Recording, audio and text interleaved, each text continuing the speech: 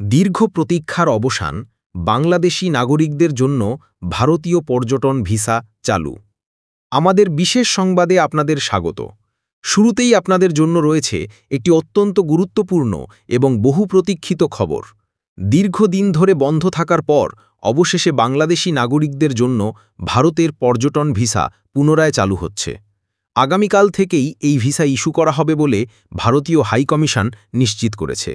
এই খবরটি শুধুমাত্র পর্যটন খাতেই নয়, চিকিৎসা, ব্যবসা এবং পারিবারিক ভ্রমণের জন্যও একটি নতুন দিগন্ত উন্মোচন করবে। করোনা মহামারীর কারণে 2020 সালের মার্চ মাস থেকে ভারতের পর্যটন ভিসা বন্ধ হয়ে গিয়েছিল। ফলে যারা শুধুমাত্র ঘুরতে যাওয়ার জন্য ভারত যেতে চাইছিলেন, তারা এতদিন যেতে পারছিলেন না। চিকিৎসা ও ব্যবসায়িক ভিসা সীমিত আকারে চালু থাকলেও লাখ লাখ মানুষের প্রত্যাশা ছিল পর্যটন ভিসা চালুর।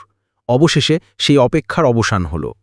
ভারতীয় হাইকমিশন এক বিজ্ঞপ্তিতে জানিয়েছে, ট্যুরিস্ট ভিসা পুনরায় চালুর ফলে দুই দেশের মধ্যে সম্পর্ক আরও গভীর হবে।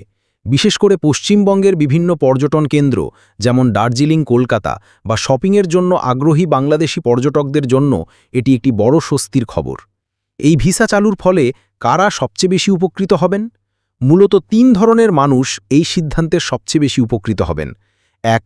পর্যটকরা, যারা দীর্ঘদিন ধরে ভ্রমণ বা ছুটি কাটানোর জন্য ভারত যেতে চাইছিলেন, তারা এখন সহজেই আবেদন করতে পারবেন।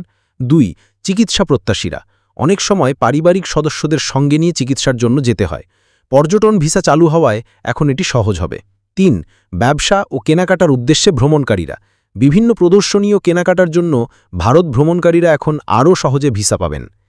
অনলাইন আবেদন প্রক্রিয়া আগের মতোই অনলাইনে হবে, তবে ভিসা প্রক্রিয়াকরণের সময় কিছুটা বেশি লাগতে পারে। এই সিদ্ধান্তের অর্থনৈতিক প্রভাব কেমন হতে পারে? অর্থনৈতিক বিশ্লেষকরা বলছেন, এটি একটি অত্যন্ত ইতিবাচক পদক্ষেপ। প্রতি বছর অসংখ্য বাংলাদেশি ভারত ভ্রমণ করেন, যা ভারতের পর্যটন খাতের জন্য একটি বড় আয়ের উৎস। বিশেষ করে কলকাতা, আগরতলা, দিল্লি, চেন্নাই এবং মুম্বাইয়ের মতো শহরগুলো বাংলাদেশি পর্যটকদের ওপর বেশ নির্ভরশীল। ভিসা চালুর ফলে এই শহরগুলোতে বাংলাদেশি পর্যটকদের আনাগোনা বাড়বে, যা সেখানকার হোটেল, পরিবহন এবং শপিং খাতকে চাঙা করবে। একইভাবে ভারতীয় পর্যটকদের বাংলাদেশের আগমনও সহজ হবে, যা আমাদের দেশের পর্যটন শিল্পকেও সমৃদ্ধ করবে।